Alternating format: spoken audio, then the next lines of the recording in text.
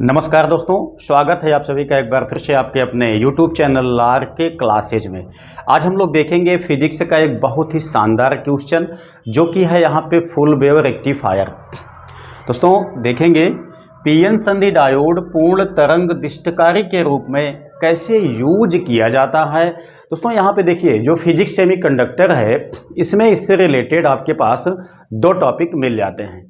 एक है यहाँ पे हाफ वेव रेक्टिफायर, एक है यहाँ पे फुल वेव रेक्टिफायर। ठीक है, तो हाफ वेव को हमने पिछले सेशन में पिछले क्लास में देख चुके हैं। ठीक है, हमने उसको बैकअप किया हुआ था।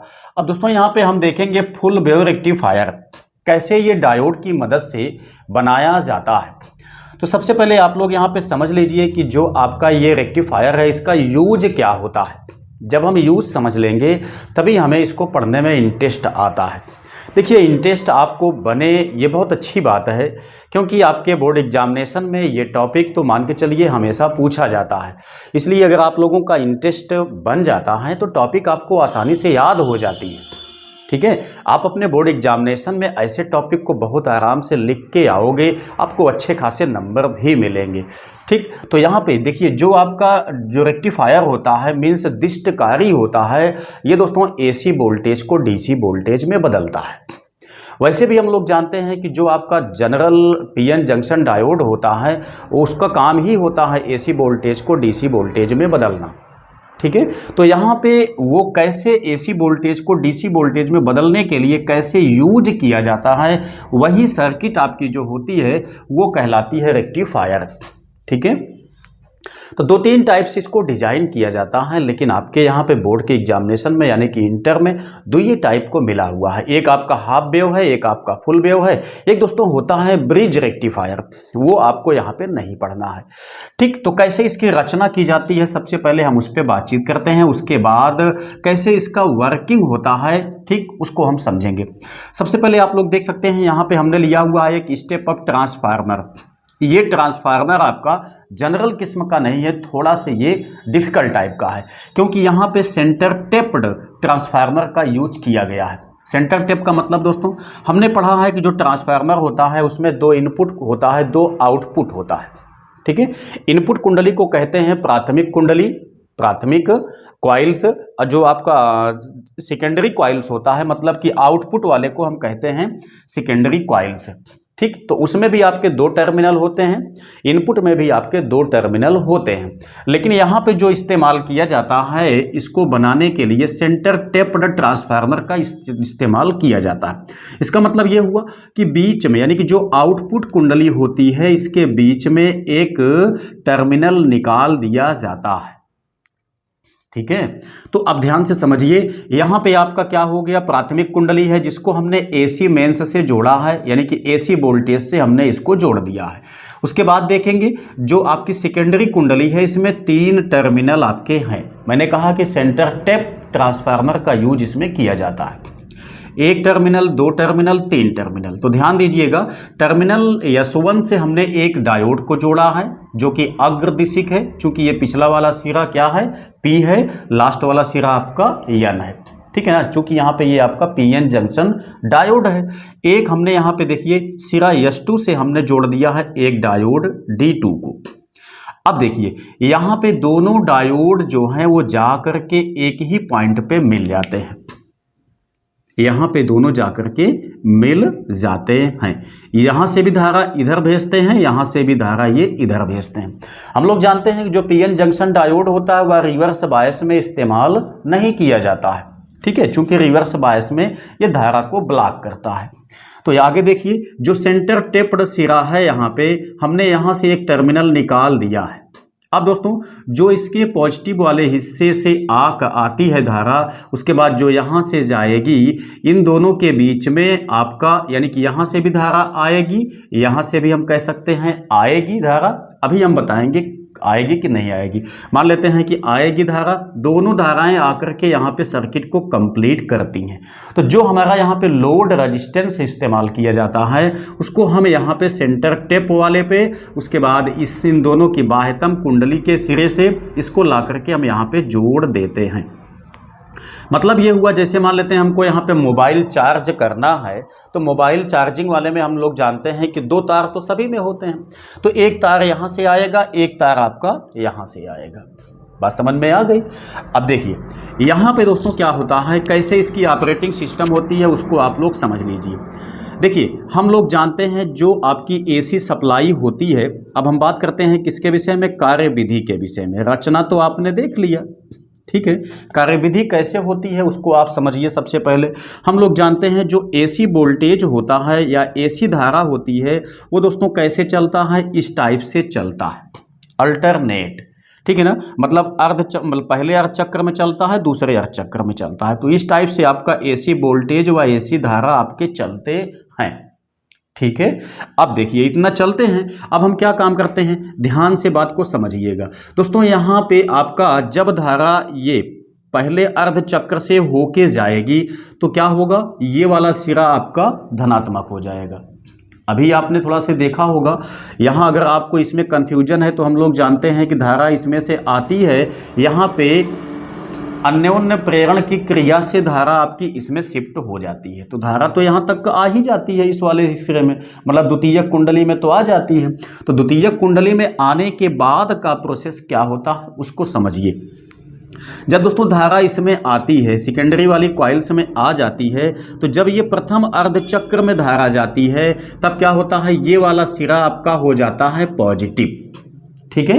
नेगेटिव का काम कौन करता है, ध्यान दीजिएगा दोस्तों, नेगेटिव यानी कि अर्थ का काम कौन करता है, जो सेंटर टेप टर्मिनल होता है टी, ये काम करता है अर्थ का। जिस समय धारा आपकी पॉजिटिव वाले हिस्से में जाती है उस समय तब क्या होता है, धारा हम लोग जानते हैं ये डायोड आपका है, जब धारा यहाँ से इसमें आ गई तो डायोड अग्रदिशिक है, आसानी से धारा को पास होने देगा, धारा यहाँ पे आएगी। अर्थ का काम कौन किया, टर्मिनल, ठीक है ना। अभी यहाँ इससे कोई मतलब नहीं है। अब दोस्तों तो आपने देखा कि पहले वाले अर्ध चक्र में धारा यहाँ से होके इसमें आ गई, मतलब डायोड से धारा पास हो गई। अब जब दूसरे वाले अर्ध चक्र में आपका धारा की दिशा धनात्मक होगी, ठीक है, जब धारा आपकी अपनी दिशा को बदलेगी तो उस समय क्या होगा, धारा आपकी इस वाले डायरेक्शन से जाएगी, मतलब सिरा S2 में आएगी। उस समय भी आपका सिरा T जो है वो अर्थ का काम करता है, ठीक है। अब इसमें धारा बिल्कुल भी नहीं जाएगी, तो क्या हुआ, जब दूसरे दिशा में ये आपकी धारा चली तो धारा आपकी इस दिशा से होके गई, चूंकि ये भी आपका अग्रदिशिक है, धारा आसानी से पास होके इसमें चली गई। इस समय भी आपका सिरा क्या है, T, अर्थ का काम करता है।